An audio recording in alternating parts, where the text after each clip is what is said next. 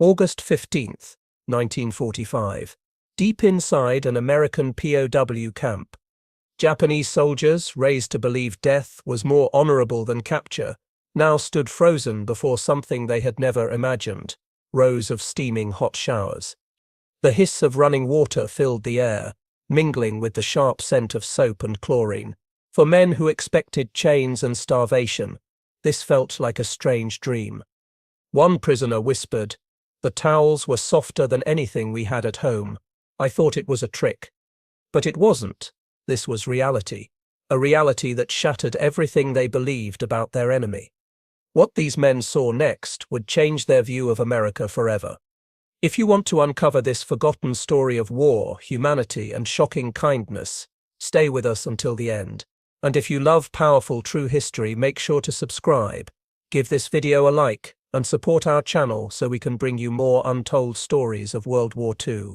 The journey began in silence. Shackled men, their uniforms ragged and stiff with dried sweat, stepped off the trains that had carried them across the American heartland. It was late summer, the air hot and heavy, smelling of dust and diesel. Japanese prisoners of war had expected a nightmare: starvation, humiliation, and cruelty at the hands of their captors. Instead, the very first thing they encountered upon arrival was not a guard's fist, but the sound of water rushing through pipes. At the gates of camps like Fort Sam Houston in Texas or Camp McCoy in Wisconsin, they were ordered to strip. For men raised in a culture of discipline, the shame of public nakedness cut deep. But what followed was stranger still. Instead of beatings, they were marched into large tiled rooms where steam filled the air. Modern showers hissed to life. Jets of hot water poured from metal heads fixed in neat rows above them. For many, it was their first experience with indoor plumbing. One prisoner years later remembered, "The water was hot, the soap plentiful. In the army of Japan, even officers washed with buckets. Here, every man had his own shower." It was shocking. This paradox, to be defeated soldiers yet treated with a level of cleanliness they had never known at home, lingered in their minds. In wartime Japan, soap was rationed and often replaced with ashes or rice bran. Bathing was communal, hot water shared among dozens. Here, in the land of their enemy, the standard was individual, private, and strangely dignified. The numbers behind these showers were staggering. By 1945, America's war economy had produced over 1.5 million bars of soap each month for military use. Camps for prisoners, numbering more than 500 across the United States, were equipped with industrial boilers, tiled bathhouses, and endless supplies of towels laundered daily. The very efficiency of American plumbing became a silent statement. A defeated soldier would be cleaner here than many civilians in Tokyo. The men whispered among themselves, was this kindness real, or some psychological trick to weaken them further? Guards handed out small cakes of ivory soap, wrapped in paper. Its smell, sharp, chemical, almost medicinal, filled the air. For some prisoners, the lather on their skin felt alien, almost wasteful, but for others, it was a revelation. They emerged not humiliated but renewed. One American corporal remembered seeing their faces. They didn't know whether to laugh or to cry. Some stood under the water with eyes closed, like they were home again. They expected punishment. Instead, we gave them showers. Yet the shock was not only physical. For men raised on the propaganda of Japanese militarism, this scene struck deeper. They had been told America was decadent, filthy, a land of chaos and moral weakness. But here, even in captivity, order and hygiene prevailed. The paradox could not be ignored. Their conquerors were cleaner, healthier, and more generous with resources than they had been with their own soldiers. Still dripping with water, the men were handed clean uniforms, ill-fitting khaki, starchy with fresh wash. Their old garments, lice-ridden and torn, were taken away to be burned. The simple act of receiving new clothing carried weight. A Japanese officer later admitted, "We were treated as men, not as animals." This confused us more than cruelty would have. The sensory layers of that first day were unforgettable. The hiss of steam, the slap of wet feet on tile, the heavy scent of chlorine rising from scrubbed floors, the strange softness of towels that smelled faintly of starch and sun. These were the details that burned into memory, the first cracks in the wall of wartime belief. Outside, the American camp stretched in long, neat rows of barracks, mess halls, and fences. Prisoners were marched past manicured lawns and baseball fields, where on some days guards played in the fading light. The world inside the wire seemed paradoxically more ordered, more sanitary than the war-torn streets they had left behind in Asia. The moment marked a beginning. What had seemed at first like a trick, a soft deception, would prove to be reality. The paradox of abundance, hygiene, and humanity in captivity had only just begun. But if showers were shocking, the question remained: how could such standards be sustained for hundreds of thousands of men scattered across a continent at war? Behind every hot shower, every bar of soap, and every clean towel lay a machine far greater than any single camp. The Japanese prisoners of war, fresh from the tiled shower rooms of America, could not yet understand that what they had seen was not an exception but a system. It was a system of industry, transport, and planning so vast that even in war, a war fought across two oceans, the United States could provide abundance for both its soldiers and its prisoners. The logistics began with production. America in the 1940s was the most industrially powerful nation on Earth. Its factories, once making cars and refrigerators, now turned out tanks, planes, uniforms, soap, and medicine in endless supply. By 1944, the country was producing over 96,000 planes, 28,000 tanks, and nearly 9 million tons of shipping each year. But beyond the weapons, there were also billions of dollars worth of everyday goods. Bars of soap, toothbrushes, shaving razors, medical kits, the tools of hygiene and health. For a Japanese soldier used to scarcity, this seemed almost impossible. Japan's entire industrial base was smaller than that of the state of Michigan alone. The empire struggled to supply its own troops with rice and bullets, let alone luxuries like soap and hot water. One Japanese officer years later confessed, "We thought America would collapse under its own weight. Instead, they supplied their armies and still had enough to treat us better than our own men were treated." Every camp in America, from California to Texas, from Wisconsin to Georgia, ran on precise schedules of delivery. Trains brought in carloads of food, coal for boilers, boxes of uniforms, crates of medical supplies. At Camp McCoy alone, over 4,000 prisoners lived under these routines, each one receiving 3 meals a day, regular access to laundry, and hot showers at least twice a week. Such scale demanded more than goodwill. It demanded the full strength of the American supply chain. The paradox was staggering. While civilians in war-ravaged Japan boiled bark to make soup and burned furniture for heat, their captured sons and brothers in America dried themselves with freshly laundered towels and slept on mattresses filled with cotton. The prisoners' confusion deepened as they saw not only the abundance but the order with which it was delivered. Food arrived on time, water ran clean, electricity hummed without interruption. An American sergeant recalled the questions the prisoners asked him. They wanted to know how we could do this. How could we give soap to every man? How could we give ice in the summer? I told them, "It's just how things work here. It's just." The smells of logistics were everywhere. Coal smoke from the camp boilers drifted over the barracks each morning. The rattle of trucks delivering supplies broke the stillness of the afternoons. The taste of coffee, bitter, black, foreign, arrived in steaming pots every dawn. All of it carried the same unspoken message. This was not a trick. This was reality. The numbers reinforced that truth. The United States held more than 400,000 Axis prisoners of war on its soil, nearly 6,000 of them Japanese.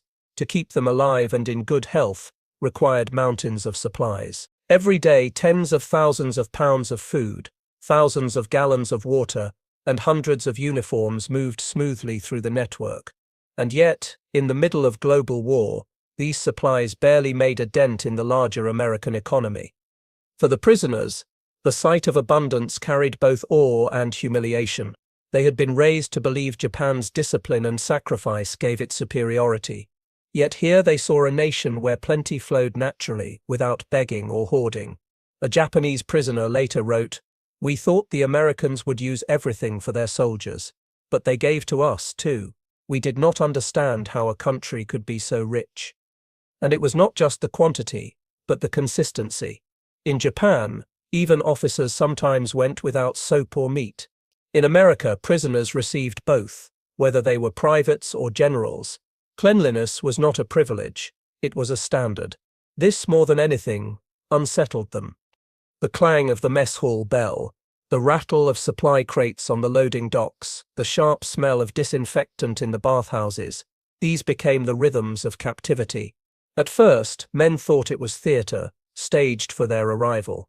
But as weeks turned to months, the abundance never stopped. This was not propaganda, it was daily life. The lesson was quiet but powerful. The showers they had entered on their first day were not a mercy shown once, but a pattern repeated endlessly, sustained by a machine of logistics beyond their imagination. But hot water and soap were only the beginning. The real shock lay in the science behind it, the modern plumbing, sanitation, and medical inspection systems that the Americans had mastered. Steam drifted through the tiled chambers, swirling like mist over a river. For the Japanese prisoners of war, the experience of hot showers had been stunning. But what lay behind them was even more astonishing, a science of cleanliness, refined and scaled by America into an everyday reality. To men accustomed to scarcity and improvisation, the invisible systems of hygiene seemed like magic. Yet it was not magic, it was engineering, medicine, and planning. The heart of it was plumbing. Beneath each camp ran a network of pipes, laid out with precision. Freshwater lines tapped into municipal systems, while massive boilers kept hot water flowing even in the dead of winter. At Fort McCoy in Wisconsin, engineers designed bathhouses that could serve hundreds of men in a single morning, each prisoner stepping beneath a steady stream of heated water. We thought it was wasteful, one prisoner admitted years later. In Japan, even in cities, water was carried in buckets. Here it never stopped flowing. The paradox was hard to ignore. The conqueror's luxury was the captive's standard. Soap and hot water were not given as privileges. They were part of a medical system meant to preserve health. American doctors understood that disease could cripple armies faster than bullets. Clean prisoners meant fewer outbreaks of lice, dysentery, or influenza, threats that had ravaged armies in earlier wars. Statistics reveal the scale. In 1943 alone, the U.S. Army's Quartermaster Corps distributed over £250 million of soap to soldiers and camps, enough to supply not only the fighting fronts, but every prisoner inside the wire. Camps employed medical staff whose sole job was to inspect hygiene. Weekly checks for lice were mandatory. Prisoners were required to shower, their clothes washed in giant steam-driven laundries that smelled of bleach and soap powder. The smell of chlorine lingered everywhere. Floors were scrubbed daily. Latrines cleaned with carbolic acid. For the Japanese prisoners, this chemical sharpness was foreign. They were used to the earthy, sulphurous steam of communal hot springs, not the sterile sting of disinfectant. But here, cleanliness carried its own scent, sharp, stinging, unmistakable. American medical teams treated the prisoners much like their own troops. Upon arrival, each man was inspected, teeth checked, bodies examined for disease, vaccines administered, diphtheria, typhus, smallpox, all guarded against with syringes that gleamed under electric light.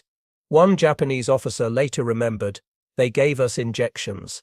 At first we thought it was poison, but nobody died. Instead, sickness disappeared." The paradox deepened. In Japan, soldiers were told Americans would torture them. Instead, they found their captors protecting them from illness. The efficiency of American sanitation, rows of latrines with flush toilets, sinks with running water, showers fed by endless hot pipes, contrasted sharply with the mud, buckets, and scarcity they had known at home. Numbers told another story. More than 400,000 POWs in America lived under these systems, and disease outbreaks were minimal. Mortality rates among Axis prisoners in U.S. custody stayed below 1%, far lower than among Allied prisoners held by Japan, where tens of thousands perished from starvation, disease, and forced labor. For the Japanese prisoners, this was undeniable proof. Whatever they had been taught about American weakness, here was strength rooted in science and abundance. Witness voices capture the shock vividly. One prisoner wrote in his memoir, "Every man had his own towel. They gave us toothpaste, toothbrushes. Even in my officers' quarters in Japan, such things were rare. We could not understand it." Another recalled the hum of the camp laundry. "The machines shook the ground. Our clothes came back smelling of sunshine. It was like a dream." The sensory world of hygiene was overwhelming. The sting of alcohol on a cleaned wound, the cool porcelain of sinks lined in rows, the faint electric buzz of lights overhead as doctors examined prisoners, even the texture of uniforms, stiff with fresh starch, was a reminder that they were being kept not just alive but healthy. The prisoners wrestled with confusion. If America wanted to crush them, why preserve their health so carefully? Why give them clean water when so many in Japan drank from polluted wells? Why scrub their floors with chemicals stronger than anything they had seen at home? The paradox was not just comfort, but care. For some, suspicion lingered. Perhaps this was only to keep them alive for labor. Perhaps the Americans wanted healthy bodies for their fields and factories. Yet over time, the consistency of treatment wore away at disbelief. Sickness was rare. Comfort became routine. The men realized this was not theater but policy. And with each day of enforced cleanliness, their old world felt further away. They were captives, yet their health was guarded with a care greater than their own empire had ever shown. The science of clean was more than technology. It was a statement of values.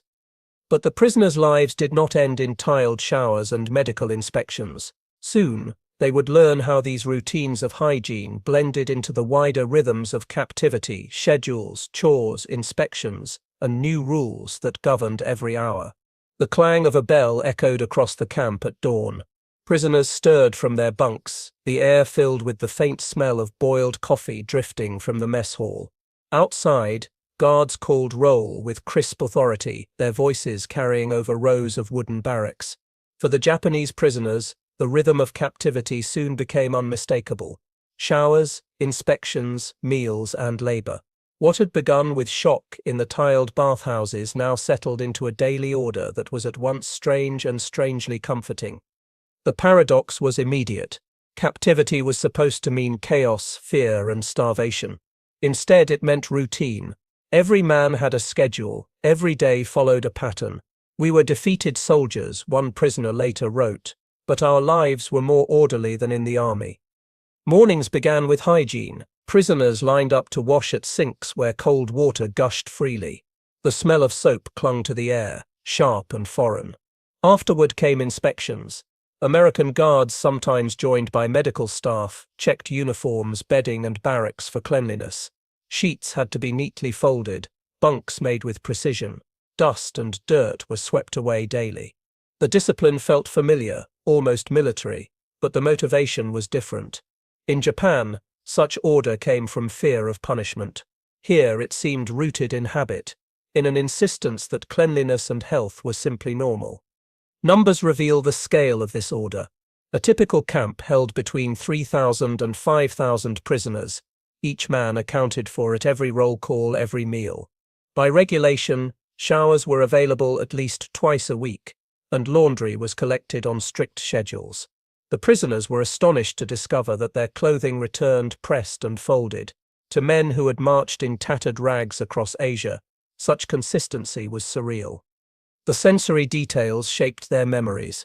The squeak of boots on scrubbed floors, the dry scratch of starched uniforms against their skin, the taste of white bread, soft and strange, served alongside hot coffee at breakfast.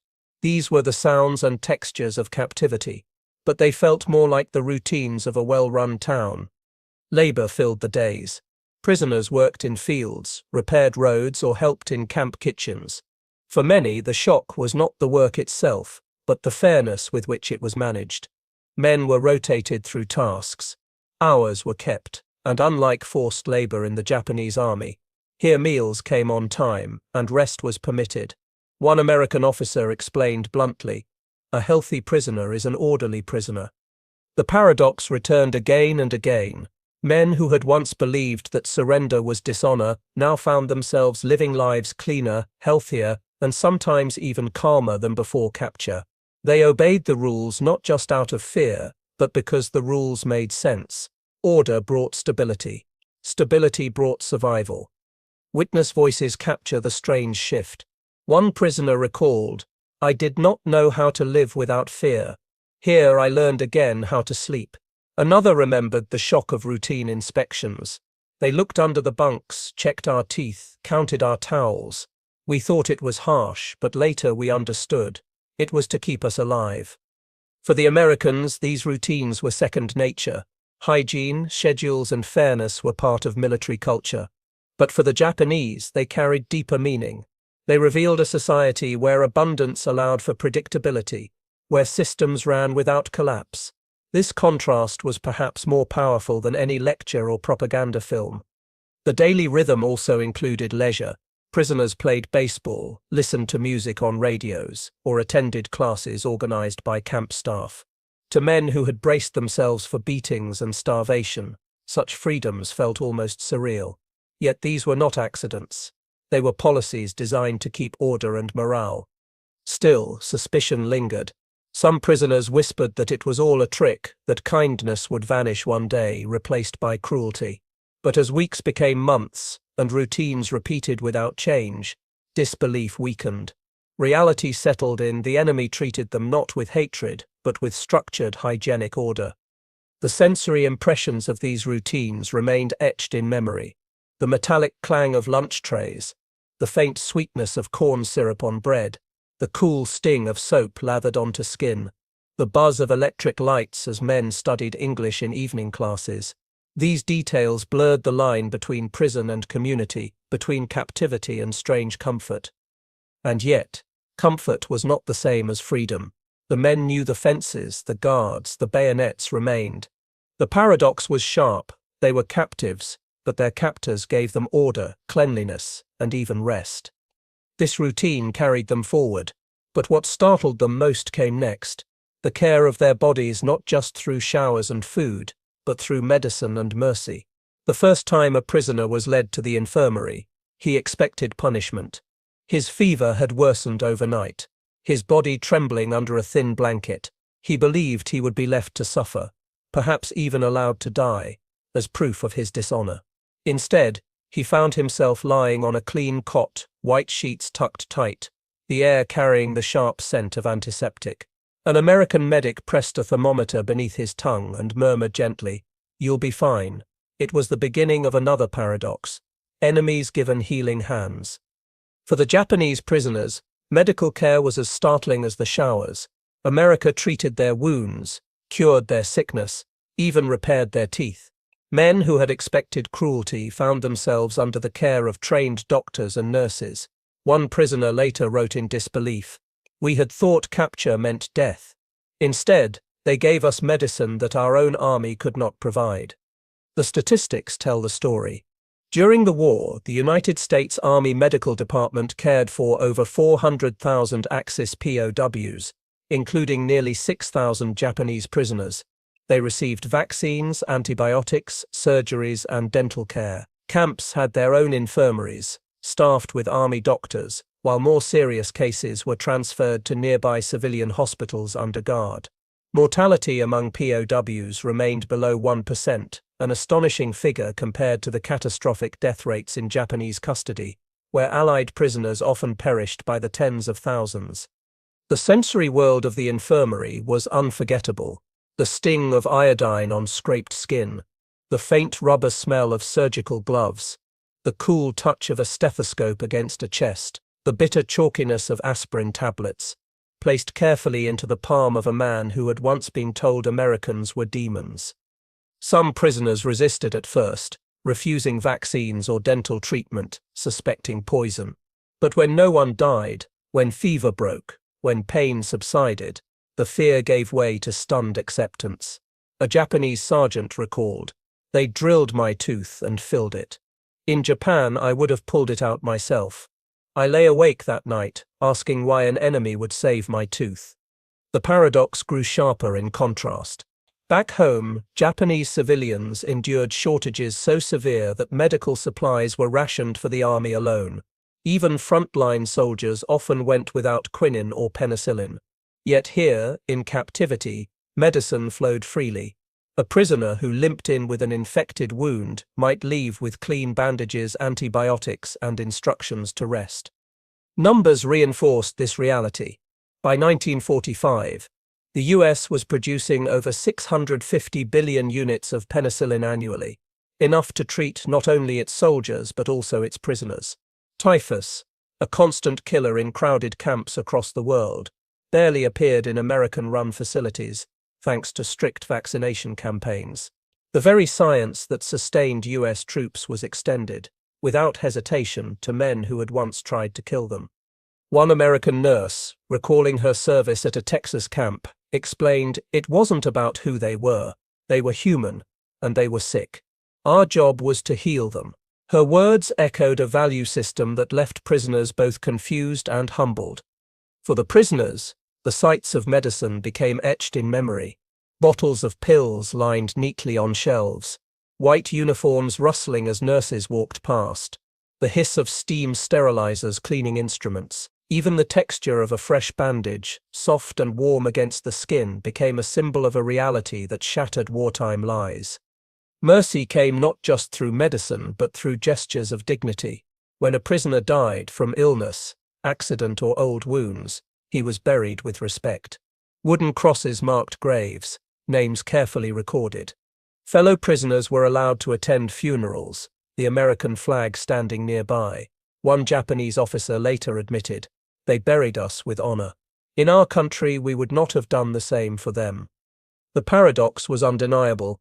America did not treat prisoners with cruelty but with humanity, rooted in systems of science and abundance. For men raised to believe that mercy was weakness, this was a revelation. The impact lingered. Long after the war, many former prisoners remembered the medical care as the moment their views shifted. Not the food, not the showers, but the hand that treated wounds without hesitation.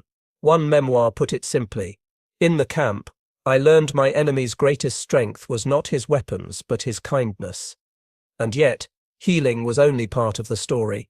Beyond medicine, the prisoners would encounter another world of surprise, one tied to meals, small comforts, and flavors they had never tasted before.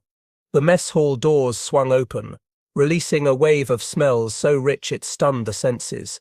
Fresh bread, coffee, roasted meat, aromas almost unimaginable to men who had been raised in a land of ration cards and scarcity.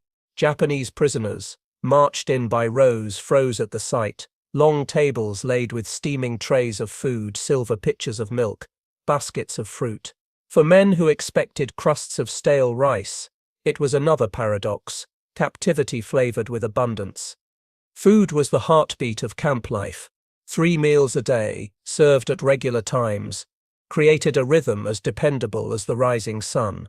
Breakfast might bring eggs, oatmeal, or pancakes, along with strong black coffee that tasted bitter to Japanese tongues. Lunch was hearty stews or meat with vegetables. Dinner often featured potatoes, bread, and sometimes even ice cream. To men accustomed to shortages at home, it was more than sustenance. It was a shock. Numbers show the scale of this bounty. Each POW was allotted 3,000 calories per day, nearly double what civilians in wartime Japan survived on. The U.S. Army Quartermaster Corps moved millions of pounds of food through its supply chains, ensuring that even enemy prisoners ate well. At Camp Huntsville in Texas, a single day's ration for 3,000 men included 1,500 pounds of beef, 2,000 loaves of bread, and 400 gallons of milk. The sensory details were unforgettable. The clang of metal trays sliding down cafeteria lines, the sweet, yeasty scent of white bread, softer than any rice cake back home, the oily sheen of peanut butter, sticky and strange on the tongue, the cold sting of ice cream against teeth, a luxury almost mythical in Japan. One prisoner later confessed, "We thought ice cream was only for children in fairy tales. To eat it in prison was beyond belief." Meals became moments of reflection. Prisoners whispered to each other, asking if this generosity was real. Some feared poison at first, but suspicion faded as days turned into weeks. The food was not only safe but abundant. Leftovers were sometimes fed to camp livestock, an act that horrified men who had known hunger so sharp it bent their stomachs. The paradox struck deep. At home, their families endured rationing so severe that rice was stretched with barley, potatoes, or even grass. Yet here, in captivity, they were served meat daily and drank milk freely. One Japanese officer later wrote, "I ate better as a prisoner in America than as a soldier of the emperor." Food was more than nourishment. It was cultural education. The prisoners learned the American love of coffee, corn, and canned goods. They discovered ketchup, syrup, and chewing gum. Some spat the first taste out in disgust, only to develop a quiet fondness later. Others saved sugar packets or candy bars, marveling at their sweetness. These small comforts broke barriers. Guards sometimes shared cigarettes or cups of coffee, simple gestures that bridged the gulf between captor and captive. Baseball games ended with shared soda bottles, the hiss of carbonation startling to men who had never tasted it before. A Texas farmer who employed POWs during harvest recalled, "We gave them Coca-Cola after work. They smiled like boys. They didn't know what to do with the bubbles." Witness voices highlight the change. A prisoner remembered, "One night, they gave us turkey and pumpkin pie. I thought of my family in Japan. Hungry. I wept into my plate." Another admitted, "Food was the first thing that broke our hatred. We could not deny the kindness of a hot meal." The logistics behind these meals were immense. American farms, mechanized and vast, produced record harvests even during war. Wheat, corn, and dairy poured into military kitchens. While Europe faced famine and Asia starved, America's agricultural abundance ensured that even enemy prisoners were fed like citizens. The paradox of food cut deep into identity. Japanese propaganda had painted Americans as soft, decadent, wasteful. Yet here, strength appeared not in cruelty but in generosity. To feed your enemy well while waging war across two oceans, this was power beyond comprehension. And so each bite carried lessons. Cleanliness had shocked them, medicine had humbled them, but food touched their hearts. It was difficult to hate the hand that filled your stomach. Still, daily meals were only part of camp life. Between tables and showers, between medicine and mercy, lay the human relationships that grew in unexpected places between guards and prisoners, across fences and through silence. The fence divided them, but humanity slipped through the wire. Japanese prisoners of war confined behind rows of barbed steel lived under the eyes of American guards. At first, both sides expected only suspicion, even hatred. Yet over time, the daily routines of captivity gave way to something more complex, a fragile respect, and sometimes even a quiet friendship. The paradox began with discipline. Yards were firm, their rifles always slung, commands given in clipped tones, roll call was exact, patrols relentless, escapes swiftly punished. But punishment rarely meant brutality. Instead, order was enforced with rules and consistency. "We feared whips and beatings," a former prisoner recalled, "but they only shouted, and even then without malice." It was strange. Numbers reveal the scale of this trust. Across the United States, over 400,000 Axis prisoners were guarded by just 36,000 American troops. That ratio was possible only because discipline inside the camps was steady and violence rare. Escapes were attempted, but most failed quickly. The sheer distance of the American heartland left nowhere to run. Guards learned to manage prisoners not with cruelty, but with structure. The sensory layers of the guard-prisoner relationship were subtle. The crunch of boots along gravel paths during night patrols, the glint of bayonets under floodlights, the low murmur of guards chatting in English, half understood by the prisoners. And yet in daylight, these same guards might tip their caps or share a cigarette.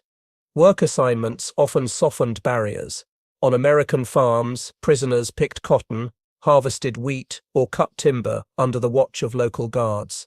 Farmers, short on labor because so many young men were overseas, welcomed the help.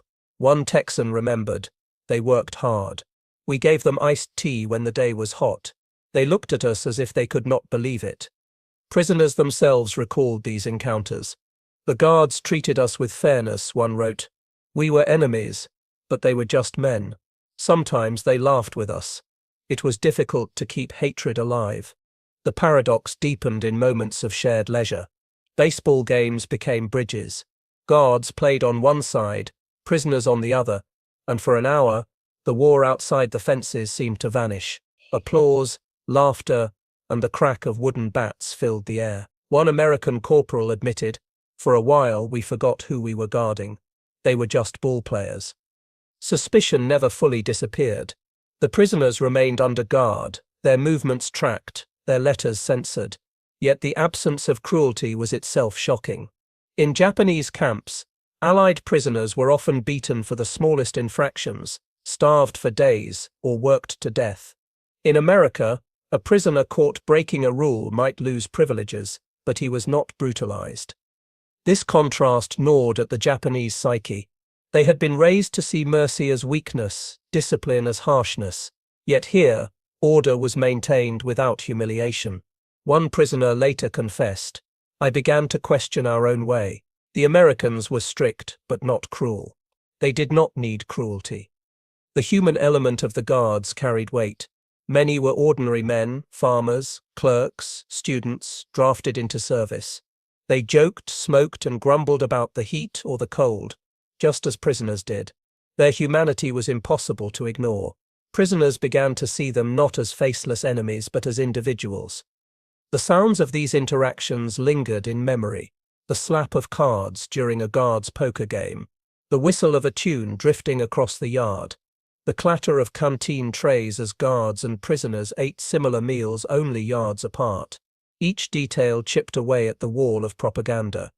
Still, the paradox cut both ways.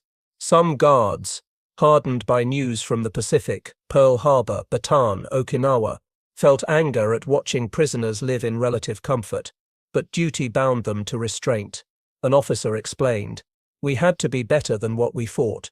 If we lost that, we lost more than the war." And so, within the fences, a strange truth emerged. The prisoners were captives, yet often treated with dignity. The guards were captors, yet often shared kindness. This delicate balance formed the human core of the POW experience, a reminder that war might divide nations, but men could still find respect across the wire. As the war drew to its end, these relationships carried lasting weight. For the Japanese prisoners, the greatest surprise was not the showers, not the medicine, not even the food. It was the discovery that their enemies were men of order, fairness, and unexpected compassion. But the war would not last forever. Soon the fences would open, the ships would sail, and the prisoners would return home to a Japan in ruins. And with them they would carry memories of showers, food, medicine, and dignity that would reshape how they saw the world. The war ended with silence. First, the sudden quiet in the camps when news of Japan's surrender arrived, then the longer silence of waiting for transport ships to carry prisoners back across the Pacific. For Japanese POWs held in America, release was both a relief and a burden. They were going home, but home no longer resembled the country they had left. The paradox was sharp. They returned not from misery but from relative comfort to a homeland scarred by fire and hunger. In the camps, they had eaten hot meals, bathed in clean showers, and slept on mattresses. Back in Japan, they found cities reduced to ash, families surviving on sweet potato vines and meager rice rations. "We had lived better in America as prisoners than our families did as free people," one former POW later admitted with shame. The numbers reveal the gulf. In 1945, daily rice rations in Japan fell to less than 1,500 calories per person, barely half of what was needed to survive. By contrast, American camps continued providing 3,000 calories a day to their prisoners: bread, meat, coffee, and even sweets. This was not just abundance, it was evidence of a system that could provide even to its enemies. Returning POWs carried stories that seemed unbelievable.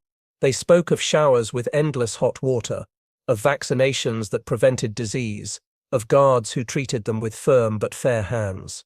In a society raised on the belief that the enemy was barbaric, these testimonies caused confusion. Families who had endured bombings and starvation listened with disbelief. Some even accused returnees of being brainwashed. And yet, these memories would not fade. The sensory details remained vivid: the hiss of steam in camp showers, the tang of soap, the taste of American white bread, the laughter of guards at baseball games. These fragments of experience became quiet seeds of change. One prisoner recalled, "When I told my mother about clean towels and medicine, she cried. She could not imagine such things in a land of war." Another admitted, "We thought America would kill us. Instead, they showed us a standard of life we did not think possible." The paradox became generational. Those who had once been warriors returned as reluctant teachers. They told stories that undermined old propaganda. They spoke of dignity shown by enemies, of discipline without cruelty, of abundance without arrogance. Some became advocates for new ways of living, promoting hygiene, fair treatment, and cooperation. At the national level, these memories contributed quietly to Japan's reconstruction. When American occupation forces later promoted public health reforms, installing plumbing, expanding access to soap and medicine, mandating vaccinations, many former POWs were not surprised. They had already seen this future in American camps. For them, it was proof that discipline and dignity could coexist with prosperity. The irony was profound. Men who once fought to defend an empire's honor now returned as witnesses to a different model of power. They had come as conquerors in uniform, believing in Japan's divine mission. They returned as humbled men, carrying tales of abundance, fairness, and showers that washed away not only sweat, but illusions. By the 1950s, memoirs and testimonies began to surface, written in quiet tones rather than triumphant voices.